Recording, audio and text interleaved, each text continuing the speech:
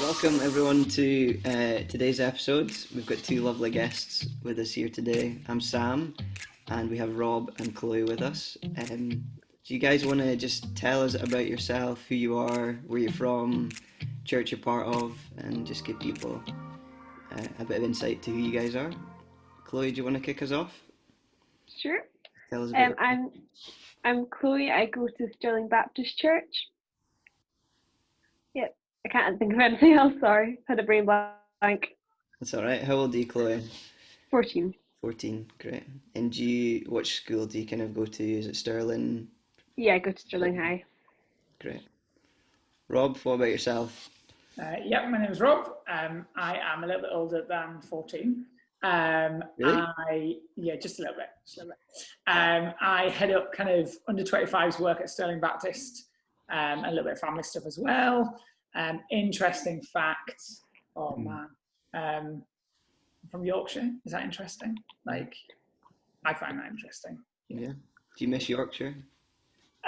Sometimes.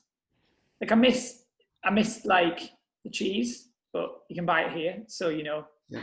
No, not really. I do prefer Scotland.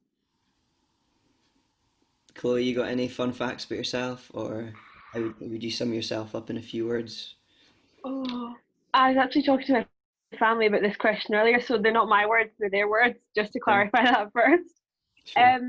My brother said loving and kind, and my mum said committed. That's great. That's really I good. would take that from family members. I'd be Yeah, like, like yes, that. I'm taking this and I'm owning it. You said I was these things. You can like throw them back at them in a few weeks' time when you Yeah, have there you go. especially like, excuse me, you said that it's lovely and kind. Love that. I mean, I actually did say I was annoying, but I cut those words out. We can edit that out the video if that's That's we'll keep it in. Brilliant. Well, it'd be good just in this conversation for this time just to talk about obviously how you guys are doing and what it's like in your context at the moment. Obviously, we're all in our homes, but life's still happening online, isn't it? In lots of ways. But what are you guys learning about yourselves in lockdown at the moment? Anything that surprised you about yourself or new things you're doing? Rob, you want to kick us off for this one? Yeah, for me, I think I kind of knew I was an extrovert before all of this, but like even more so, lockdown has like shown me that I just totally thrive off people, and like meeting people and just doing like relationships with people. So that has been a kind of interesting journey of what does it look like to still be able to do that and do it well. Like in terms of day to day in work and in church and with family and with friends. But at the same time, I think a lot of us have defaulted to technology and I'm not quite sure it's there as in like as good as meeting face to face. So yeah, I think for me, it's just really reaffirmed that actually relationship and one-to-one and smaller groups for me, or bigger groups even, just that actual personal connection is so important for helping me to kind of thrive and just to thrive at what I do and what God's called me to do. But yeah, it's tricky when you don't quite know when it's going to end or even what it's going to look like in a few weeks. You know, you may be able to meet in groups of 10 and you're like, well, that's great, but who am I 10 going to be? I heard something yesterday that was saying we might be able to select 10 people that we can like hang out with. And I'm like, oh man, like who are those 10 people, you know? So yeah, for me, it's been around that whole idea of relationship and what that looks like even in this kind of circumstance really. Yeah. Have you been doing like a lot of Zoom calls or you've been phoning people or how's it work? So originally it was all kind of like, I think there was kind of a fascination with Zoom across the board, to be honest. But at the same time, like you can go through 2 or 3 video calls in a day and be absolutely shattered by the end of it. And I think just with family and stuff, like so both mine and my wife's family are kind of at a distance, like they're in different countries. So they're quite keen, I think, to connect quite regularly. And actually there's been an element there of trying to balance that as well with kind of not becoming too addicted to phones and to kind of having them all the time just in case someone calls. So I think there's a balance to be struck. But yeah, it's mainly been through videos, phone calls, that kind of thing. Yeah. Yeah, but it's having the discipline to put the technology down as well, isn't it? And have Yeah, to yeah, have some headspace from it. exactly. And even if it looks like having that day a week where you're like, right, I'm just off, like I just need time to be Yeah, to be away, then I think if anything, that's going to be a vital lesson yeah, that society learns, is that yes, while we heavily rely on technology and it's been so useful in this kind of epidemic, there is an element of us becoming too kind of addicted and too kind of reliant on it sometimes, yeah, to be able to operate normally. yeah. Chloe, are you a Zoom wizard? Have you been on a lot of Zoom calls in lockdown? More than I would have expected, Really? but not that many. So you've got a good balance there. Yeah. What have you learnt about yourself, Chloe, in lockdown, if anything? I've learned that I'm more patient than I thought I was. Yeah. And that's probably the one thing that I've learned. Is that patient with your brothers? Yeah, mostly. But just patience in general as well. Yeah, that's good. That is good. Are you staying connected with friends online? You Yeah. got mates here. That's good. Well, it's She, a strange time, isn't it? Yeah. it is, yeah. Chloe's been one of the people that's like on a Sunday morning connected with. So we've made quite a lot of our resources on a Sunday morning just available online for families kind of to do themselves. Chloe's been one of those people that's kind of reached out to kind of those people around her, and they've kind of done their own thing in terms of meeting up and Zooming and all that kind of thing, to see that going. So that's been really good just to see that initiative come out of building that connection, that relationship through technology as well. Because it is important that we're staying in touch with one another and drawing people in that are maybe kind of on the fringe of community in some ways, isn't it? Yeah, totally. So if lockdown weren't a thing, what would you guys, what would be like the first thing you do, or something that you just love to do if we didn't have a lockdown? Maybe Rob, you would eat lots of cheese, but I'm sure you're doing that already. I mean, there's quite a lot of cheese in the house at the moment, to be honest. I'm sure there is, and chutneys and. Yeah, I'm not a chutney fan with cheese. No. Just give me the cheese and the crackers and the butter. We're talking. Oh, Like, Lisa is a big fan of chutney, and I'm just like, no. really? No. What? Why? Why do you? What is that? I want to enjoy the cheese. Like, I don't need stuff to like get in the way. You know. You should know that. You've had cheese at my house. I have, but I didn't write you off as a chutney. I think we offered you chutney. Maybe we did. Chloe, what would you do if lockdown weren't a thing? You could do anything. We've been really looking forward to going away in the summer, and we're not sure if we'd be able to do that. So probably going away to where we were going to go. Where would you go? We've got friends in France that we were staying with. Very nice. Yeah, France is nice, isn't it? Have you been before? We've been to France before. We've not stayed with them before. That's cool. You get cheese in France, yeah? Yeah. Baguette, the classic. I mean, I feel like this is about to become a whole conversation of this conversation is Rob's obsession with cheese. It's not that big an obsession. We can maybe do like a different episode dedicated to Rob's cheese collection. Cheese addiction. Yeah. Yeah. What about you, Rob? What would you do if lockdown? So I think the right answer in this is a couple of weeks ago we had a baby. Congratulations. So, thanks. Yeah, but we haven't yet. None of the family have met her yet. So I think the correct answer in this situation is one of the first things we should probably be doing is introducing her to the family.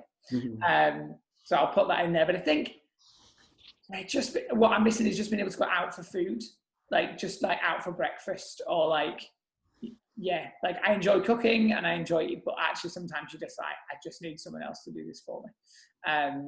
So yeah, even like the fact that takeaways are now starting to kind of semi-reopen, it's quite tempting to be like, oh, we could just like order from Netflix and they could deliver, or we could collect socially distancing, that would be okay.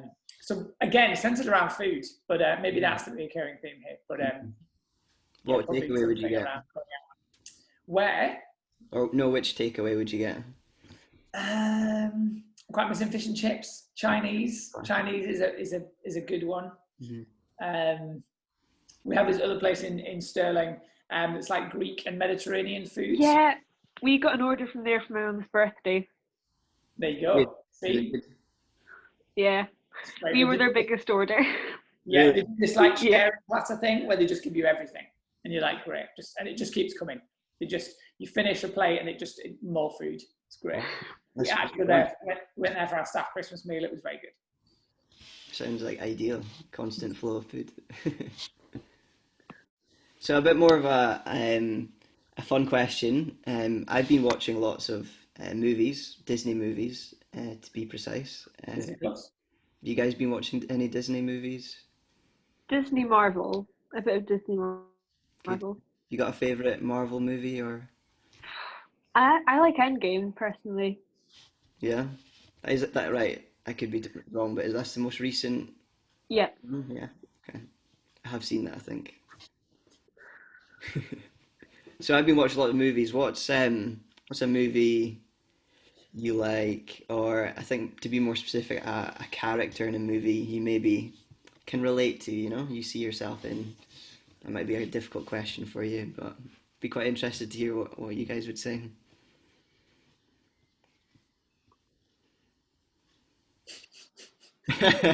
Tricky question, especially when you make it like, who do you see yourself as? Like, yeah. I asked I mean, my mate this question the other day, and he was like, "Tom Hanks. I look like Tom Hanks, and I like Tom Hanks." So he went with Tom Hanks. So right. it's a pretty good one. See, I'm a big fan of Coach Carter, especially when it comes to thinking about like leadership and how he goes about that and how he, sticks to what he believes is right. I don't think I would like, maybe I'm trying to be too humble. I don't think I want to put myself in that. Yeah, I don't know in that situation if I could do what he did.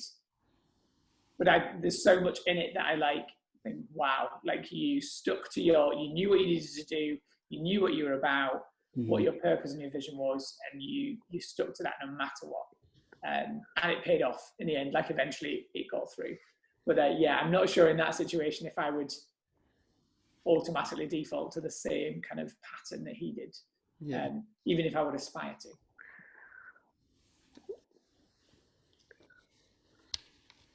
Chloe, have you got anyone? Sorry. There has to be like a theme of Carter going around here, because my brother said I'd be Peggy Carter from Marvel, who also is like headstrong and kind of what she thinks is right. So is that what your brother was saying? You're quite like that? Yeah. See, I would have said I was more like Narnia, a character from Narnia, but they put me as Marvel. I like Narnia. That's cool. Like one of the young people from Narnia, or like one of the creatures, or I don't know. I just feel like Narnia is. I mean, I'd quite like to go, to be honest. Yeah. Like, a few years ago, we did a holiday club based around Narnia, and I got to dress up as Mr. Tumnus. And that was I was literally just about to say Mr. Tumnus was my favourite. Yeah, I do have a Mr. Tumnus costume somewhere. You still have it? I think so. I think you'd make a great Mr. Tumnus. I did make a very good Mr. Tumnus. He was good. How's the beard game? He didn't have a beard. He was beardless because Rob can't actually grow a beard. So it doesn't fully connect. It just becomes like, oh, Rob, you forgot to shave. A little bit like Sam today. A bit like me, yeah. Join the club. I can't do it either. So what about leaders then? What kind of leaders do we maybe aspire to be like or admire at the moment, or just people you look up to? You were talking a bit about how you admire Carter, Rob, about you as like a visionary leader, yeah.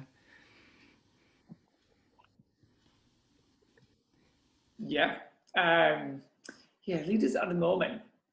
I think it's quite an interesting one because I think in leadership across the UK at the moment, we're seeing quite a different tact from politicians. Usually it's all about like biting a chunk out of each other and kind of getting one up on each other and a bit of an upmanship. But actually I think at the moment we are seeing like them having to work together and having to kind of fight this thing together.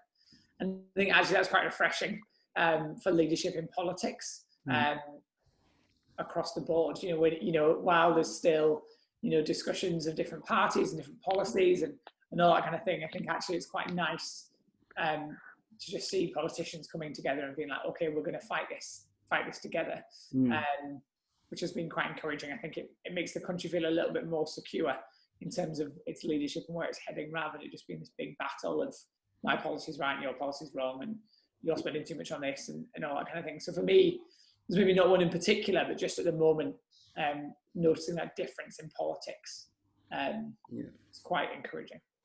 Yeah, there's a greater kind of sense of unity, isn't there? Because we're having to come together during this time. Yeah, definitely. What about you, Chloe? Have you got a leader you look up to or aspire to be like? I know Michelle Obama was a first lady, not a president, but I admire Michelle Obama.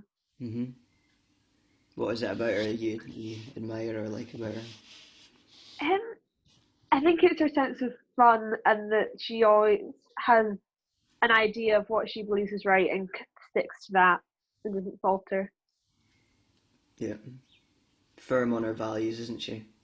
Yeah. She comes across that way, yeah. They actually tried to get her to stand, apparently, to be the new representative for president. She turned it down. Oh, really? Yeah, so I heard. There's been talk about her, like, running for president, or chat about how she would be good at that, wouldn't she? Yeah. Don't know if she'll do it, though, will she? Doubt it. So there's obviously been a lot of change in how we're living life at the moment, isn't there? Especially within church as well. We're having to do church and community different, you know. So I think it would be good to hear, Rob, how things are with church and how, you know, you yourself have adapted to that change, and maybe Chloe, you can speak into change as well in school, with your SU group. But it'd be great just to hear how church is going for you at the moment, Rob. And yeah, so I think like everyone else, a couple of weeks ago, well, 4 or 5 weeks ago now, we had to pull everything in terms of meeting together. And I think what I found quite exciting at that point from a youth ministry perspective and kind of a maybe younger generation perspective was I found myself in a position where for the first time I had a blank canvas, like I had a blank slate of what to do. So always before I'd kind of come in and there'd always kind of been programs and things running. So there was a kind of tension between, you know, what is God calling us to do and keep doing and committing to doing and what's going to be useful during this time. But also this other kind of pull maybe from like society or just from this freedom to be able to be like, you can do anything, you can do everything. So we spent the first kind of wee while working out what actually is God calling us to do and what should we invest our time and kind of skills in. And one of the journeys we've been on maybe over the last kind of 12 to 18 months is this idea of disciples making disciples. And that's kind of where we've kind of seen Chloe come into some of these discipleship groups that we've been doing, and just kind of how that's then kind of enabled her or helped her in terms of some of the stuff that's happening for her at school. So for us, we have done a lot of the online stuff. We kind of our discipleship groups, or our kind of small groups now meet online. They're still meeting geographically, so Stirling Baptist is quite a gathered community, and we kind of know that our young people come from quite a wide area and therefore multiple high schools. So we've continued to keep those groups kind of centered around those high school kind of areas and those locations. So they're meeting online. And then what we've also tried to do is provide a space for connection and social space. Yeah. So what does that look like to come on and have some fun, do some games, connect with one another, check in on each other, and kind of create that kind of shared learning environment where actually it's not about a leader being up the front telling you, here's all the answers and here's how it is. Yeah. But actually it's a joint space for team, but you know, it's intergenerational in that sense of we're coming in, how's your week been, what's happening, let's play some games together. So they're kind of the two areas we've really focused on from a younger generation perspective. Mm-hmm. In terms of wider church, you know, services have gone online as well. We've been in a fortunate position to kind of have the expertise within our congregation to do that. But even just the encouragement from that, you know, I know there's all these statistics flying around about how many people are now praying, or more people are praying, or more people engaging with church because it's different and it's accessible. But like, I genuinely believe we have seen that, like even just from within kind of friends and family chatting, like we know of people maybe engaging with church who maybe haven't done for a long time or haven't done ever, because it's so easy and it's so straightforward. It's not, you don't have to turn up to a building and things. So I think part of the challenge will be that when we then go go into whatever the new normal is going to look like, and we begin being able to meet again, how do we bring some of those people and those kind of connections in to that space, without just losing all these connections because actually, church isn't online anymore, or we're back to where we were. But yeah, I think God's just been really speaking about this idea of, make sure you're doing what I'm still calling you or asking you to do, and not just all the big shiny things that other people are doing. I remember looking through some church websites pretty soon after the lockdown had come in and being like, oh my gosh, like they are doing so much. Like, how do we do all this? And just really having to remind myself that that's not what it's about. Like, it's not a competition. Every church is different. Every church has a different kind of setup of team and budget and time and capacity. And I think actually just that reset idea of, God is resetting what we do and giving us that space has been quite a lesson for me in terms of how we do ministry even going forward as well. So yeah, it's been an interesting few weeks, and I think it's going to continue for a wee while like this. So we'll see what happens, but yeah, God's definitely still speaking and working through like this time in terms of Stirling and what he's doing among our younger generations, which is great. Yeah, and you touched on a few things there, Rob, like church has become more accessible, hasn't it? So it's interesting that's reaching those that wouldn't maybe step into a church building but can just click a link and they're under the radar in some ways, and it's on their terms in some, which is great, able to reach more people. But yeah, comparison as well can seep in to even us as leaders, like seeing other people, what they're doing and thinking, it's kind of that whole, am I measuring up? Am I doing all that I can do? There's that pressure, isn't there? Yeah, totally. that we're facing in this time as well with technology. You spoke a little bit about Chloe being involved with some of the discipleship things going on. Is that right? Within church? Yeah. You able to say a little bit about that, Chloe? Yeah. About what that's been like, or how you guys have been adapting to this change as well, maybe? No, it's been really good, and it's become kind of a space to share, which is always helpful when there's not many people you can reach out to. Sorry, I've got. Yeah, and also we're doing a prayer course, which is really helpful with the situation we're in as well. Is that something you're doing as a youth group together? Yeah. Of course. Brilliant. How does that work? How does it work? The video is sent every week, and it's what we would do as the service on a Sunday morning, and then on the Tuesday we discuss it and go through all the notes that we made. Brilliant. Has that been a good space? Have you noticed people engaging well with that? Yeah. Yeah. Are you in on this, Rob, as well? Are you part of this? Yeah. So the spaces are very much about like bringing young people together to unpack what they're learning and what they're thinking about. And I suppose because we are aware that these young people are now doing some of this stuff kind of in their homes rather than in a church building and in a group. That's what those spaces are really about unpacking and kind of trying some of that stuff out in terms of prayer and what it looks like to pray like Jesus did, really. Yeah. And these groups are really about getting into God's word and into prayer and to kind of really then impact like everyday life. And we definitely don't want these groups to be just about, I come along on a Tuesday or a Wednesday or a Thursday and I kind of have that time and then I leave again. But actually we want them to be quite practically based and quite how does this impact the rest of my week, which is how the group started before lockdown and kind of why they're based around high schools or based around those geographical areas. Because that's where we want to see change. We want to see change, in our young people's neighbourhoods, in their communities, in their schools. So therefore, if we can equip those young people to be doing that every day, we're then going to see the culture change in school. We're going to see the culture change on the street or with their friendship groups. So that's really what we're running after, I suppose, with these. And it can be quite difficult sometimes to keep running after that same thing, even in a difference of lockdown. But hopefully, I think we've been able to do some of that just even with the connections that we've built. Because what we're seeing is multiple ages engaging from a school. So no longer is it, you're an S1, I'm an S1. It's all of a sudden, we know each other because we believe in Jesus and therefore we have a connection here.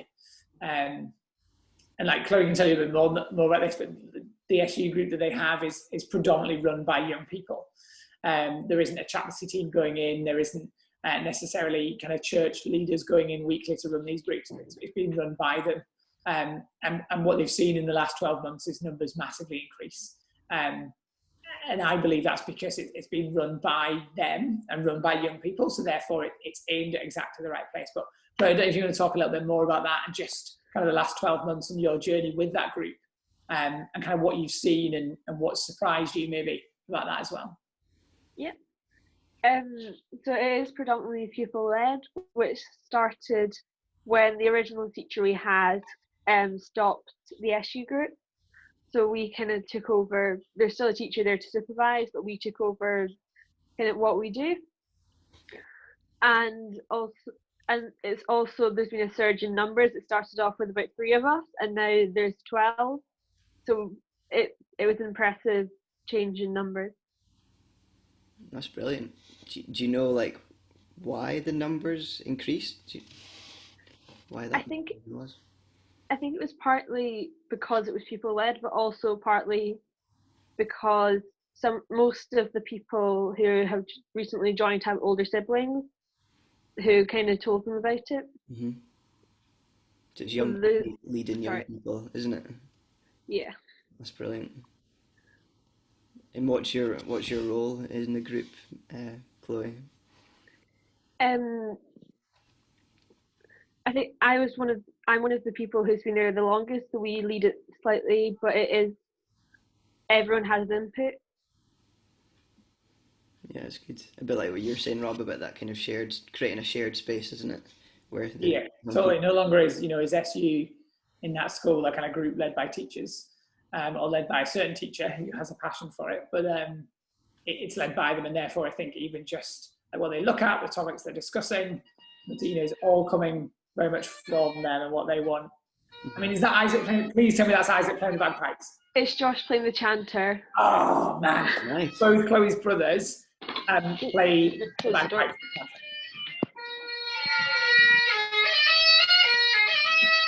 I love that. Give it a tune.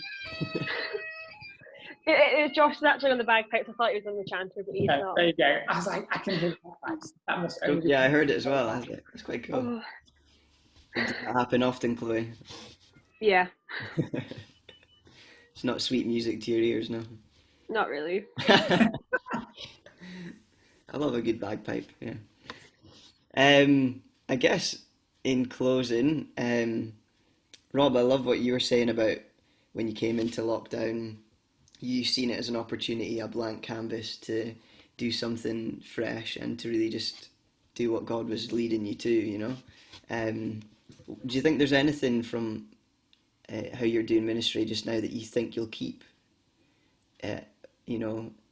Anything that's sprung up in this time that's new, or that you think it would be really worth keeping that? Yeah, so I do. I think maybe what we'll take from it, or what I'm hoping we'll see happen from this, is that we've had, I think because young people have had more space, so no longer are we battling multiple evenings to try and find space in young people's or families' calendars, because not everything is running, and they've kind of had the opportunity to rethink what is important and what are my priorities. So we've actually seen in certain areas of ministry like more commitment and more young people engaging in spaces. And so my hope and prayer is that as we move forward in whatever that looks like in the next few weeks, months, years, is that the connections that they've made and the kind of maybe the moments with Jesus that they've had in those spaces are enough to keep them committed to church and keep them committed to their discipleship, rather than maybe some of the other things that are sometimes seen as more attractive or more fun or more cool in some sense. So that actually what we see is them continue on their journey of discipleship into the future.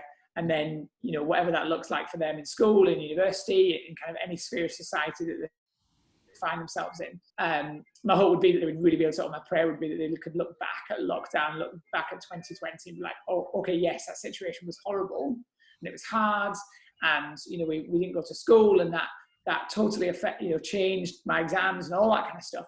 But actually they can look back eventually and say, but actually my relationship with Jesus grew stronger, or my commitment to him, or my prayer life, or my ability to read his word grew stronger, and that's impacted my life even more than lockdown did. And we are seeing glimpses of that, and my hope is that as we go on, that kind of what's maybe started growing or started and being scattered really kind of takes hold in these young people's lives. I've been finding that as well with the young people I help oversee. Like there is a real sense of like engagement and commitment, like even online, in the online spaces. You know, why do you think that is? Why do you think there is the young people are leaning in a bit more than they would normally?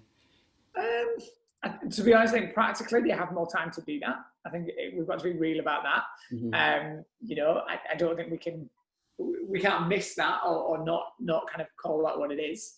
But I also hope that they realise that, like, the church, you know, there's the song going around this weekend, obviously the UK blessing, and that quote of the church, that buildings may be closed, but the church isn't.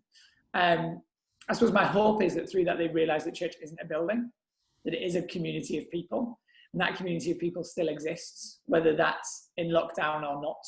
And I kind of hope that through this process, and maybe this is the reason why there's been more of an eagerness to connect in, is because they're no longer like, oh, I need to go to a building, or I need to go to a certain place. Mm-hmm. But actually they're really seeing that God is in their house, is on their daily walk, is with their family, is on a Zoom call, you know, and actually it's breaking down a whole load of these barriers around where God is and where God isn't, and where God is, you know, God is concerned about my Sundays, but he's not concerned about the rest of my week, and kind of taking that, kind of demystifying some of that and busting those myths around where God is and where he isn't, and that he is in everything.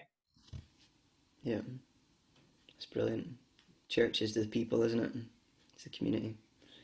I guess in closing, just for the last few moments, it'd be good to hear from each of you how you've just been staying fixed in Jesus, how you've been staying encouraged. You know, I'm sure there's been days that have been hard or weeks that have been hard, but how have you stayed encouraged and close to Jesus in this time? And that would maybe encourage people that are watching as well. Chloe, you want to kick us off? Have you got any thoughts? I think the prayer course is what's really kept me focused and not kind of trailing off into some other into other thoughts. And it's reminded me that prayer is more important than I would have originally thought. So that's kept you going, yeah. Yeah. Yeah, prayer is huge. Keeps us connected with God, yeah. That's amazing.